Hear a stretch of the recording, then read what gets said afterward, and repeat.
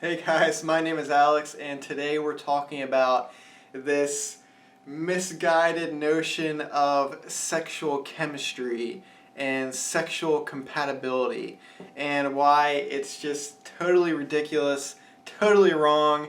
You should not pigeonhole yourself into thinking that if you don't have sexual chemistry with someone, then the relationship's never going to work. Let's change that. Alright, so why is there this concept of sexual chemistry in our society? The reason why is because for some reason, when we establish relationships with people, we go on dates, we get to know them, we learn about their hobbies, their interests, what they do for work, and then there's just kind of this guessing game when we get into the bedroom, and it's kind of like, we're just going to stay quiet, not really talk to each other, and just see if things work. We're not going to tell them we don't like something if we don't like it, and we're not going to tell them to do something because we don't want to assume, and we don't want to push someone into doing something they don't want to do. And then it's just kind of this guessing game, and then it's just basically luck. So you just so happen to find someone that is sexually compatible because you luckily like all the same things during sex. And then you could have this amazing relationship with someone that's not sexual yet. You have sex and you guys like totally different things, or you're just doing things differently than what you were expecting, and it's awkward and it's weird. And then the relationship fizzles out because that sexual component's missing. This concept of sexual chemistry is just totally ridiculous, and you should just totally just ignore it and stop thinking about it. What you should do instead is take the guesswork out and start communicating with your partner about sex. The only way you're going to find out if your partner likes something is if you talk about it. Or not even if you talk about it, if you give them subtle hints or clues, not even subtle, tell them what you like during the sexual experience. So if they do something, say, oh yeah, I like that, or I love that, or your body language shifts, maybe you don't like something, you pull away. People will pick up on these things. For some reason, there's this idea that sex shouldn't be talked about. It's just something that we do, and then if by chance then we happen to be compatible, then great, we have this sexual chemistry. Listen, anyone can have sexual chemistry with anyone else. This idea that sexual chemistry exists and there's this sexual compatibility is ridiculous.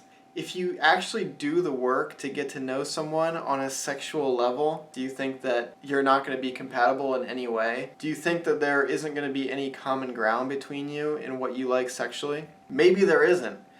But this idea that there's this sexual chemistry or compatibility, it's usually just based on chance.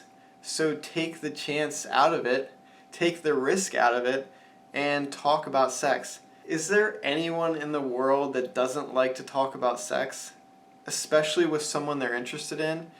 Especially with someone they haven't had sex with? It's such a great way to flirt and get to know someone on a deeper level. And it can be playful, it can be fun, but just the idea of talking about sex, getting it out there, is going to make that person more comfortable around you in terms of sex. It's going to make them more present in the sexual experience because you've already kind of imagined each other in a sexual scenario if you've talked about it. And what's that going to do? That is going to make the sex better already because you're both more present in the experience. You're not self-conscious. You're not thinking, what if I do something wrong? What if they don't like this thing? You already know what they like, so you can just do that. Or you already know what they don't like, or you know what they want to try or experiment with. And the possibilities are literally endless with sex. You can do whatever you want. It's all about creativity, and all you have to do is actually discuss it with your partner. If you're really intimidated by your partner and you feel like you can't talk to them before you've had sex, and you're just super uncomfortable with expressing yourself during sex, first of all, snap out of that and actually express yourself during sex. Everyone loves a partner that's expressive, that's moaning, that's talking to them during the sex, because it makes the partner feel better because they feel like they're doing something right, and everyone wants to be a better sexual partner.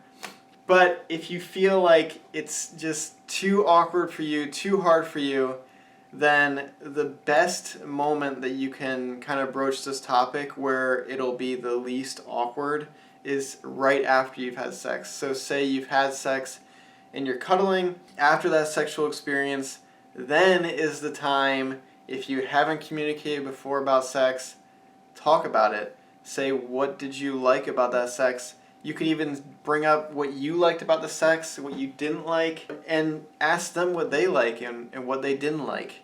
It's as easy as that. After you've had sex, you're kind of in this more receptive mood because you've just had this kind of connecting experience, and you're just open to more ideas and you're open to more discussion.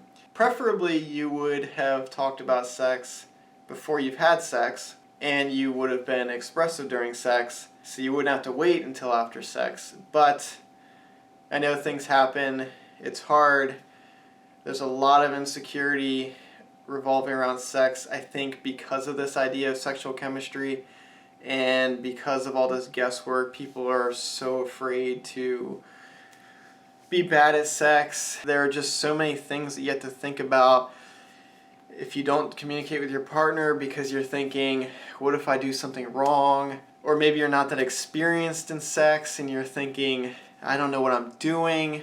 But it's really as easy as communicating with your partner, asking them what they want, telling them what you want, and then doing it. And being expressive, be in the moment, stop thinking about your insecurities, stop thinking about physical aspects of sex and all this physical stimulation and what angle you need to penetrate at and what position you need to be in. The legs have to be at this certain angle. Throw away your protractors. You don't need your protractor to have good sex.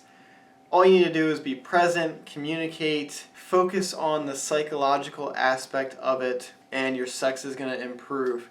Stop thinking about sexual chemistry and wondering if you have sexual compatibility. Talk about it first, and then see if you have sexual compatibility. That'll take all the guesswork out. And then it's not luck if you meet someone you really like.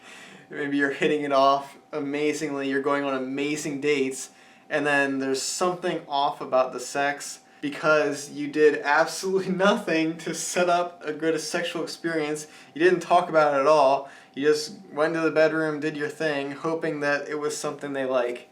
Anyway, that about does it for my rant on sexual chemistry. And to sum up, I guess, if you're really worried about whether you have sexual chemistry, say you're seeing someone new and there's that potential for a sexual relationship in the future, and you're just really worried about whether you have sexual chemistry, go ahead and take the guesswork out of it and talk about sex with them. Communication is the ultimate cliche in relationships, and it shouldn't end at the sexual part of a relationship. You should communicate about everything in a relationship, and that's how your relationship's going to be stronger, and it's going to dramatically improve your sex life. Don't rely on luck to see if you're compatible with someone sexually. Break that societal norm of just going into a sexual experience blind. Trust me, so many people go into sexual experiences blind. They're setting themselves up for failure. If you're doing it, you're setting yourself up for failure. Talk about sex. It's fun to talk about. Everyone loves talking about it. So just do it. Anyway, that's it for me. If you want more rants like this about sex, more advice on how you can be better at sex, or just relationships in general, go ahead and subscribe. And go ahead and leave me a comment if you have questions about sex. I'll try to answer as many of the comments as I can. I'm just here to help you.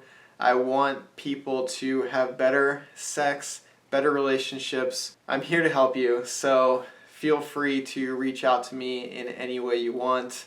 Thanks for watching, and I'll see you next time. Bye.